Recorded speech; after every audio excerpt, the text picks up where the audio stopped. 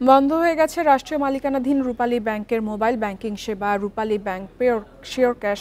তবে এর পরিবর্তে নতুন মোবাইল ব্যাংকিং সেবা রূপালী ক্যাশ চালু করতে যাচ্ছে প্রতিষ্ঠানটি। রূপালী ক্যাশের এ সেবা পেতে গ্রাহকদের 1 সপ্তাহ অপেক্ষা করতে হবে।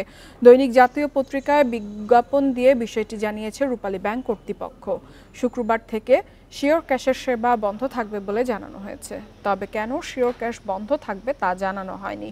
ব্যাংক কর্তৃপক্ষ জানিয়েছে রূপালী ব্যাংকের বর্তমান মোবাইল ব্যাংকিং সেবা রূপালী ব্যাংক শিওর ক্যাশ শুক্রবার থেকে বন্ধ। 25 সেপ্টেম্বর ব্যাংকের নতুন মোবাইল ব্যাংকিং সেবা রূপালী ক্যাশ চালু হচ্ছে।